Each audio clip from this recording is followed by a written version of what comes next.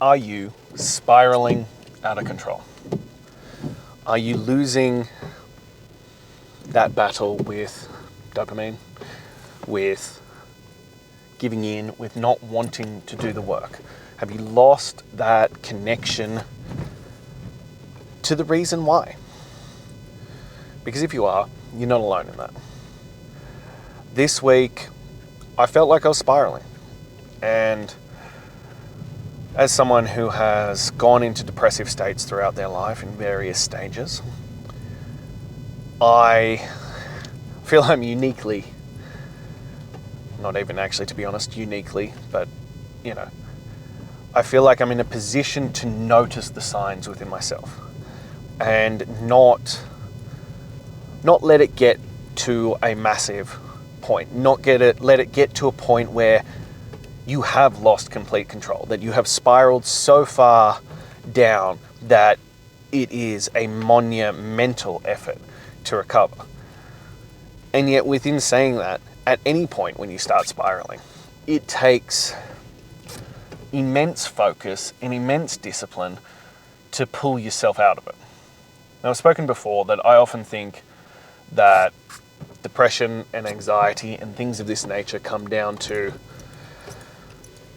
that feeling of loss of control, that you've lost that feeling that you are in control of your life, that you feel like things are just spiraling out and you don't know how to change it. You don't know how to take back that control. And obviously this can manifest in different ways. But a lot of the times I think it starts with this need and desire to seek dopamine.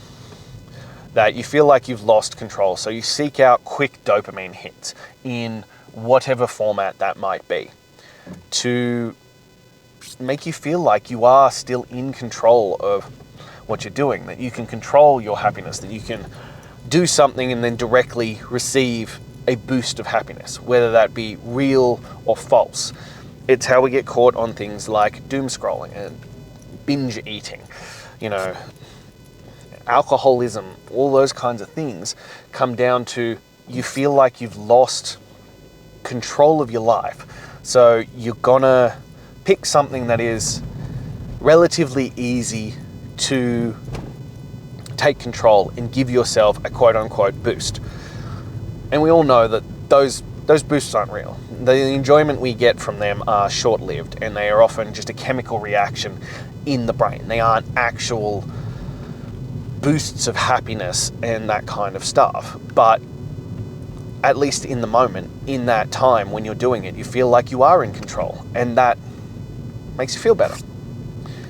And that's how we get into this cycle, because then once you stop doing it, you have this deep, heavy crash and you feel worse. So you go to seek it, and it just a perpetual cycle of dopamine and crashing. And it's also why it's so extremely difficult and so important to pull yourself out of those situations, though, because it is so difficult to get yourself out. It is such a task to get yourself out, but it's so important to break that cycle, because otherwise you'll just forever be looping downwards until you hit a point like where your life does blow up, where you do blow up the good things in your life because you can't make the decisions to do the things that will benefit you. You can't make the right choices to choose something that is beneficial for you. So you just spiral and you spiral and you spiral. And that's where I felt myself this week. And sometimes the feeling of loss of control isn't real. And that's where I was this week. Like, it wasn't real. It wasn't a true, I hadn't lost control, but that was the feeling that kept coming up. And so I was constantly drawn to things that would give me that dopamine hit. I was drawn to food. I was drawn to social media. I was drawn to TV. I was drawn to buying things. I was drawn to things that made me feel in control of my happiness. And I knew that they weren't real. I knew that it wasn't real, the the choices that I was making. And it took, and it's been, I'm not going to lie, this has been a rough week for me. But it took a honest to God, serious moment of sitting back and going, what am I doing here? What are going to be the consequences if I continue down this path? Because right now I am not the greatest version of myself. Right now I am actually heading rapidly to the worst version of myself.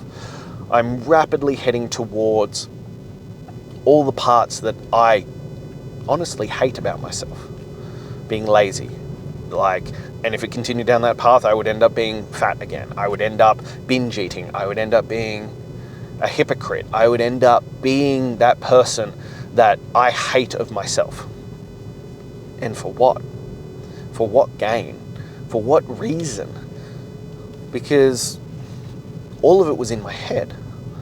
All of it was false.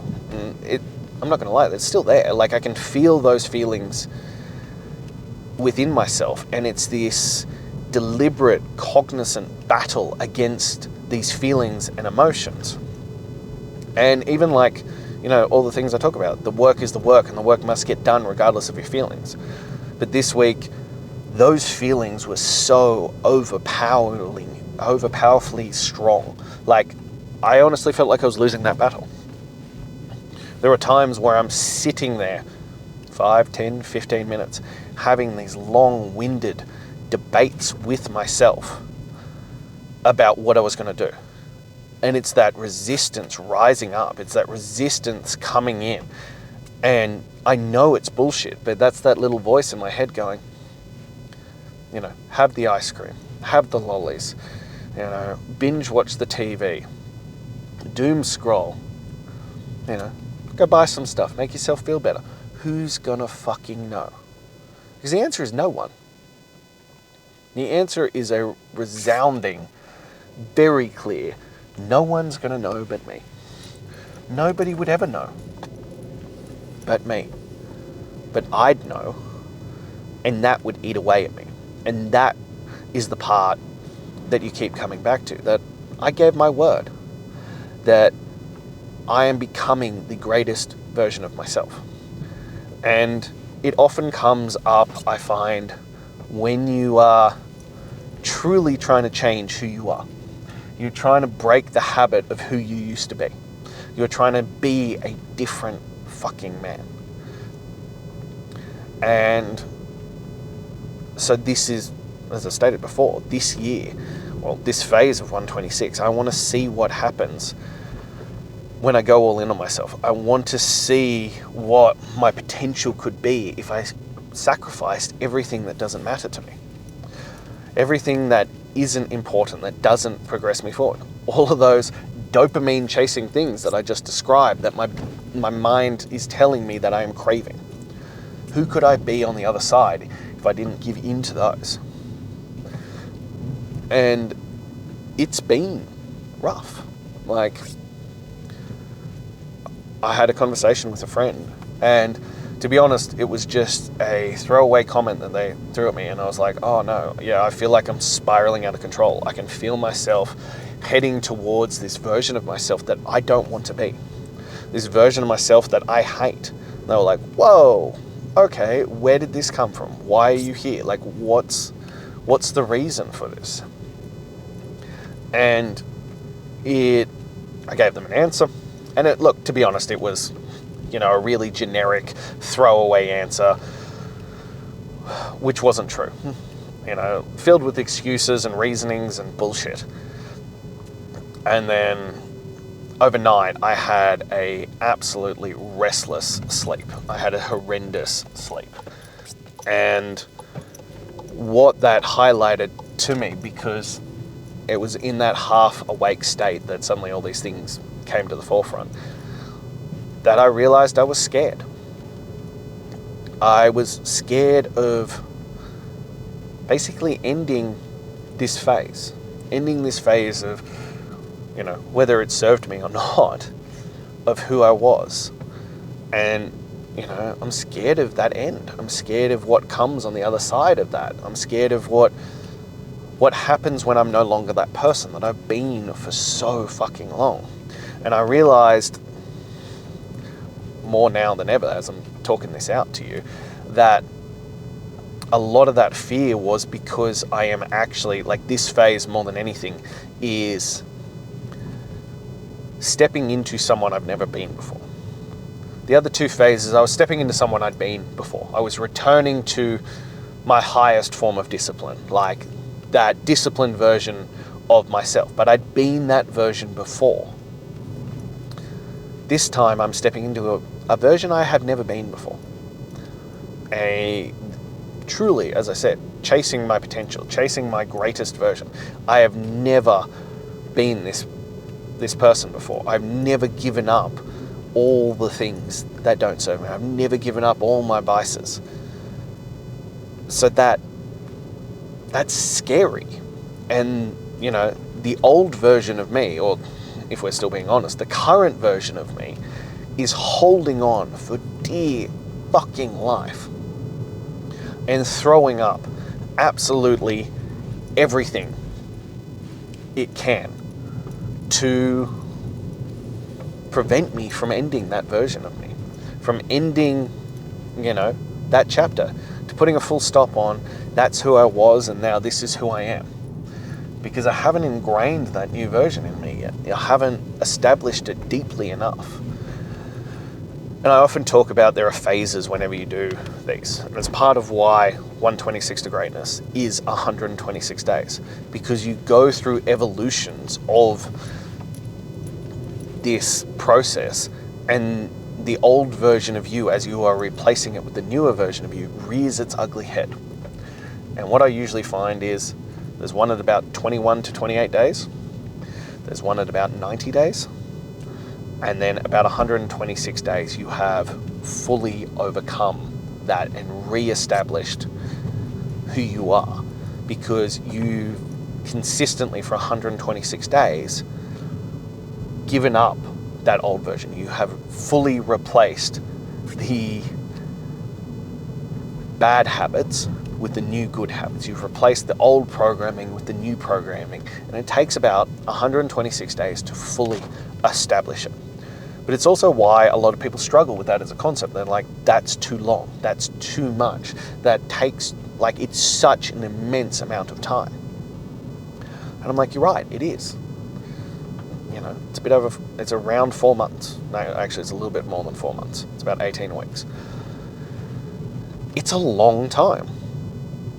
But changing your life isn't an instantaneous fix, that we have gotten stuck on this concept of we should be able to change our lives in 30 days, 60 days, 90 days. You can make good impacts in that time, but you can't change who you are.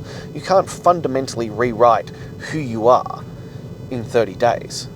You can make great progress, you can, but you have to keep pushing past that point. You can start that as a beginning phase and then progress from there. And that's part of what my program is, Chasing Greatness, is that we start with a 30-day thing and they stack on top of each other.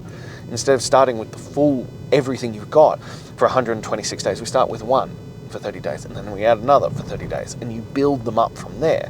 The problem is that people want to do 30 days and then go back to who they were and then go, oh, it didn't really work, so I'll do another 30 days and go back to where I was. Or these kinds of things. You have to get comfortable with the notion that you can't revert back to who you were. You can't go back to the old version. You have to rewrite your programming and then that's your programming. You know, it's the definition of insanity, doing the same thing over and over and over again and expecting a different outcome.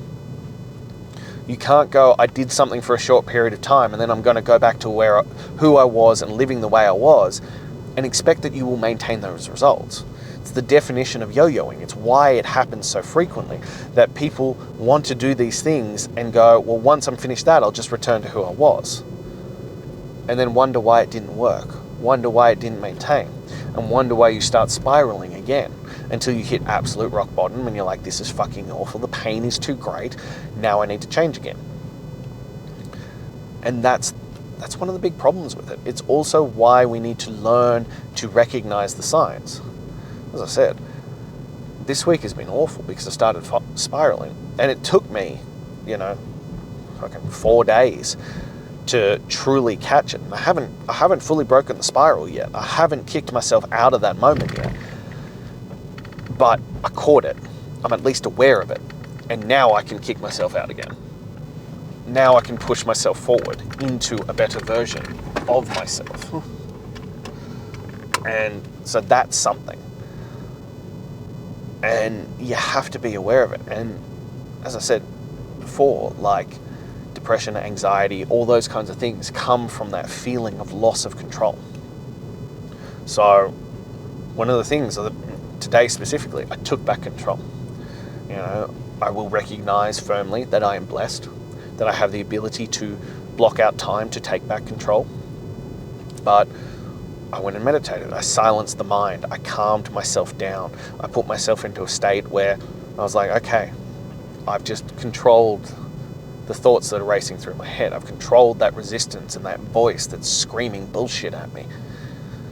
And then I did some more work, and then I hit a workout. Again, boosts that energy, takes back control. It puts you back in a state of, all right, I am in control. I am taking control of these situations. I'm in control of what my body's doing, of these moments. I'm controlling my state. And bit by bit, I'm inching back towards I am in control. I am doing things that indicate to me, that scream to me that I am in control. And that's a really, really important factor. That's a really, really important moment, because I have to be in control. I have to take back control. And I'm going to have to be really conscious of it, probably for 2 weeks, to make sure that that voice doesn't rear up again, that voice of resistance doesn't come back and smack me in the face. I have to be aware of where I'm at. And by no stretch of the imagination is that easy. And by no stretch of the imagination is this going to be a comfortable couple of weeks. But that's the point, though. We're trying to become the greatest version of ourselves. We're trying to break the old habits. If that was easy, if that was simple, everybody would do it. Everybody would be the best versions of themselves. Everybody else would do the things that are required. But it's not. It takes definitive, conscious actions and choices to break free of where you're at. It takes a lot of discipline to become the best version of yourself.